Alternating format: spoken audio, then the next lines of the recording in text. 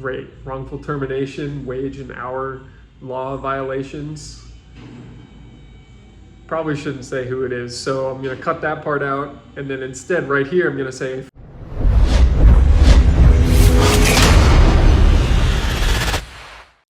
my name is Arun Kumar and I am the driver. Welcome to Driven Diary episode 41. What is Driven Diary? It's the documentation of my life as I build $1 billion, yes, a $1 billion automotive services business called Driven Auto Co. Check out drivenautoco.com to see everything that we are doing with this business. The shops are doing well, the consultancy is growing. It's exciting to see that. As we go into summer, we're going to continue to get busier and busier, and I'm so excited for what is to come as we continue to go from what is one fledgling little shop here in Fremont, California, along with my consulting business, to build $1 billion empire that covers the entire country and influences the way that Americans look at automotive service today. So, in this video, we're going to be talking about lawsuits, we're going to be talking about customer arguments, and we are growing. It's going into summer. Like I said, sales are going like crazy, and I show you around a super packed shop. So that clip you had just seen was from this morning, and it was me with the blank whiteboard with 2 sheets of paper on it, and that is a beginning of more structure in this company, and I'm happy about that. I'm happy about being able to implement the EOS thing I was talking about late last week. We had a big meeting this morning about it. We got meetings tomorrow and the next day to go over more of the details. And then we are crushing it at the shop today. Very busy day, tons of work in here getting done. So I'm very happy about that. Now, I also just got the mail, and I'm so happy to share this with you guys. Former employee has requested records so that they can form a suit, wrongful termination and wage and hour law violation suit against me. So very excited to handle that. That is some petty shit, and I can't wait to see how that goes.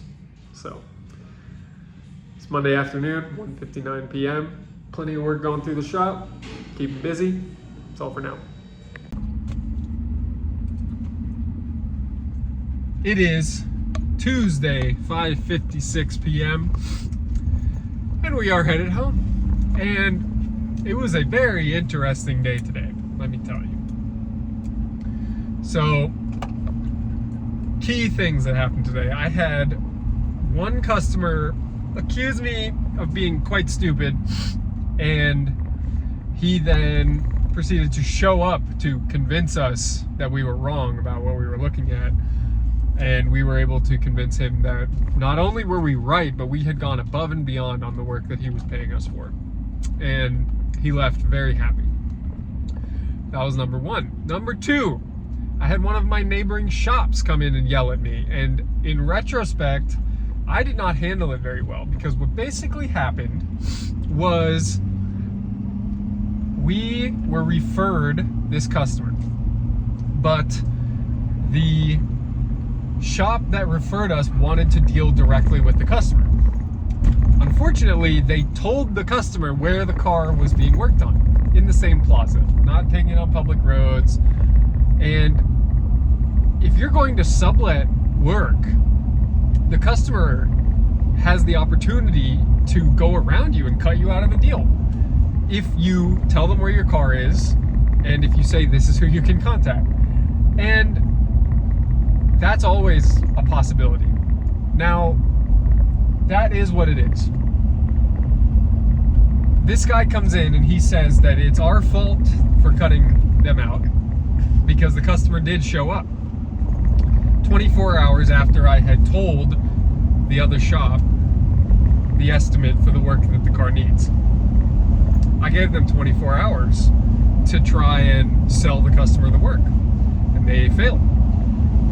So he comes in all mad, and I relented, and I paid them the margin that they were going to make on the job.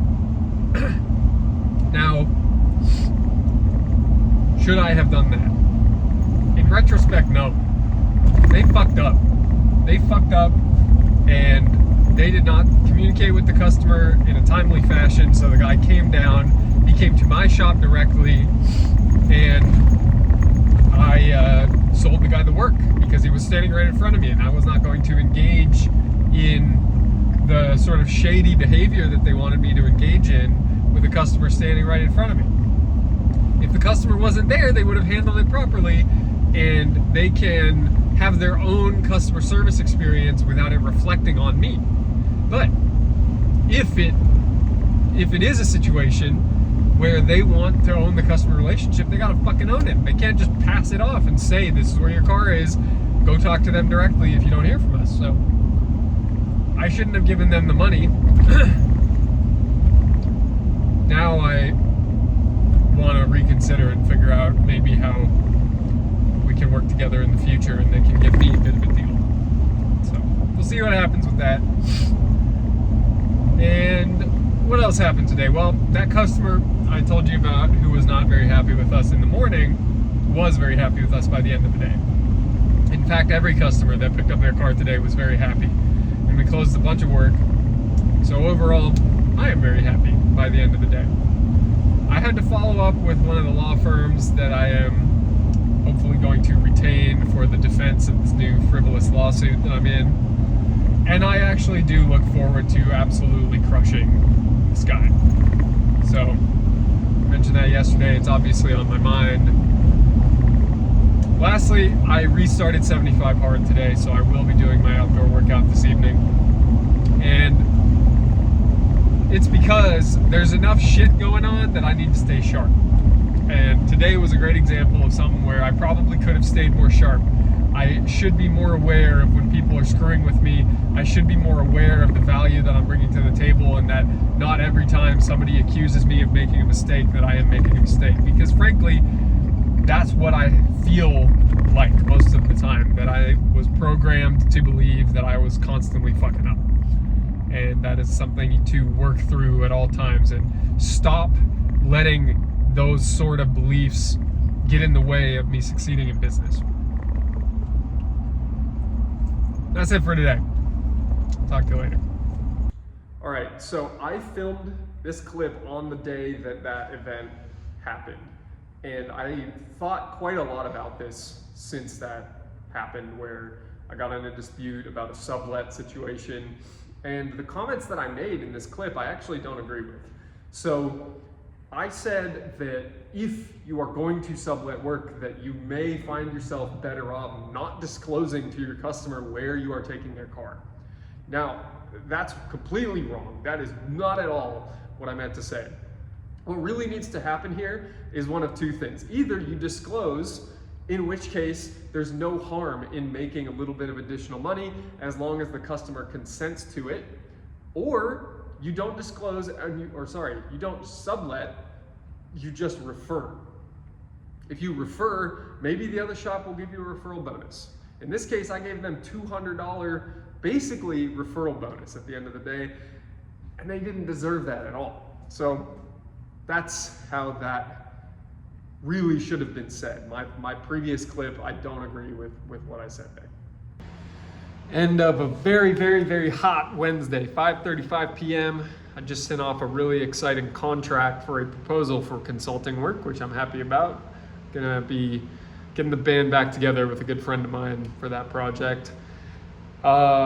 We sold a ton of work today, and things feel really good right now. Things feel very good. I just want to give you guys a tour of what's going on in the shop, and then I got to head to dinner with Evelyn before getting back to work handling the legal matter I'm a part of right now. So let me give you a tour. From the office, Explorer, awaiting pictures, should be here today to list this thing on Bring a Trailer. This thing, still waiting for injectors. This thing diagnosed as a body control module, doesn't crank or start right now. This thing, no AC, a 2000 S10 with 118,000 miles on it, good shape. This thing, still not out working today. Plenty of cars in the shop though, as you're about to see. This needs a bunch of maintenance. These Odysseys at about 120,000 miles need a timing belt, a water pump, a valve adjustment. This one also needs power steering, rear brakes. This is a huge job. This, unfortunately, very new 2020 Lexus needs an AC condenser, which is unfortunate for a car this new, and the only place you can get it is from the dealer or special ordered. Here we have a Odyssey that is getting the same thing as that Odyssey. They look different, but they're getting the same work. This is in storage, and I'll tell you why in a moment. That thing, the customer hasn't talked to us since it got dropped off, basically. I authorized the original work, asked me one question about the additional work we requested, and I haven't heard from him in 5 days, so I'm gonna start implementing storage on that one soon, unfortunately. This thing is a body shop fleet customer we just got. This car, the HVAC is, it is a currently on, as you can see by that paper. And that's a bit of a problem. That's part of the issue with this car, and we will get that, continue to diagnose this tomorrow. Parasitic draw, this thing is back with the parasitic draw issue again, but it hasn't done it the whole time it's been here, so it's a bit of an intermittent issue. This thing, let me give a championship moment here to this Explorer. This Explorer has 450,000 miles on it, and the customer is investing a ton of work into this car to continue to keep it on the road. He said for at least another 100,000 miles. So we have a big job. You'll be able to see from all the parts in here what it's going to be getting. It needs a water pump, it needs a timing cover gasket, it needs a wheel bearing, it needs valve cover gaskets, just all different kind of stuff. And the Subaru is now very much neglected over here. The engine's still out of it. The engine is still together, but that's that. Now, before we wrap up this video today, I will show you the engine for the Subaru, and then I will also show you why my Passat is in here. So here's the engine, mostly put back together. Just needs a few more pieces bolted on, and then back in the car it goes. As you can see, we are limited on space here right now. So let me take you over here. You can watch me walk instead of just watching where I'm walking. So I'm giving my keys, and we're gonna try to get this door open. I do need it open. Actually, you can just see what I'm taking home. So this is a customer car that we can't get monitors to set on, so I gotta drive it home. And you've seen this happen before. Nothing new, just gotta drive a customer car home today. That's about it. Just very busy day. We have $25,000 worth of work that you just ran through there. It's extremely hot. The money's coming in. It feels very good. So that's all for now. You can barely see me, but here I am, 9:40 at night, walking with the dog, who did not want to go on the walk. Not even the dog wanted to go on the walk. That's how bad it was this evening. I had a lot of work to do that I don't want to be doing. Frivolous lawsuit defense. But it is done. Time well spent. Just got to remind myself how important it is to be dialed in as a business owner. And so here I am, doing things that make me dialed in. Hope you all have a good night. I'll see you at 3:45 in the morning when my alarm goes off. Have a good night. Stay driven. Thursday evening, and I've just thought of another good sales script that I'm going to run by you guys. Okay, customer asks, hey, I've been a customer for a long time. I really appreciate doing business with you. I'm wondering if I can get a discount for being a long-time customer. Well, Mr. and Mrs. Customer, why are you a long-time customer of this shop? Do you like coming here? Do you like working with us? Do you trust us? Yeah, I like working with you guys. You know, I do feel like it's good value, the price is good, service is good. Okay, that's great. So part of what enables me to be able to do that is the pricing that I have. It allows me to stay in business, it allows me to pay really competitive wages, it allows me to offer a really strong warranty, take care of my customers when things go wrong, and cars are complicated, things are going to go wrong. That's how it goes. And I want to be here, I want to be stable, I want to be a high quality option for you. And in order to do that, I need customers like you, longtime customers committed to appreciation of the quality that we offer, and I need to be paid at full price for that. So I hope you understand. Now I'm getting better at these. I'm getting more reps, another month of reps under my belt here, and it is working. Honestly, I have people who trust me quite a lot. I have a lot of very happy customers. I have very, very few unhappy customers. So I appreciate that trust with everybody who I work with. And there's a lot of scripts that are working. We're selling a ton of work, and I need to continuously focus on sharing and building the structure around what I am doing. This business, Driven Auto Care, is ultimately built on my premise for an automotive repair facility. That premise is based on my customer service. Not 100%, but very, very heavily. And so far, I'm the only one that can deliver that customer service the way I want it to be done. But there's a fly that just landed on my shoulder. Can you see that? See that? It's a very big green fly. I'm in the middle of dinner, so it makes total sense. Get off. So I'm the only one that can deliver the level of service that I feel we should offer right now. So I need to really, really work on disseminating that value, that training, that standard, the scripts, the everything related to it, because otherwise this business will not grow. So I need to figure that out. But I really appreciate where we are going. So summer, obviously very easy to make money in summer with AC jobs coming in left and right. Almost every car we're doing right now needs air conditioning. It's kind of great. That's all for now. I'll talk to you guys later. We're back in the truck. It's Friday morning, everybody, and I'm leaving the sunglasses on because I'm driving directly into the sun. So we have a ton of good work in the shop going on. We have a ton of good work at Schwartzweiser's going on. And my routine has been quite dialed in now for, I would say, at least a little over a month. And I took 2 days off between phase 3 and restarting 75 Hard for my 4th year of the Live Hard program. That's a big part of why I feel good. I'm aware of that. Love being able to promote that program.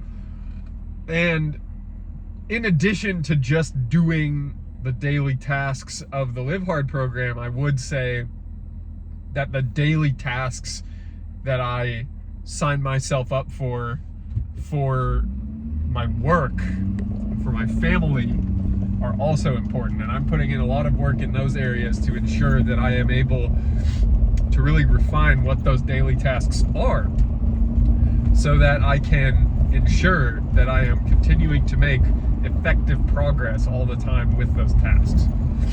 So, not a lot to talk about today. I've got a busy day ahead. I'll get after it, make progress in every area of my life, and continue to hit the milestones that I have set forth in front of myself, that I have envisioned myself achieving. And you're gonna see some changes coming very soon here. Next couple of weeks, YouTube videos should be very good. I hope everybody has a great day. Great Friday, great every day. So I know you're watching this in the future, but I hope you have a great day. And that's it for Driven Diary episode 41. Thank you so much for watching. I really very much appreciate you making it all the way to the end of the video.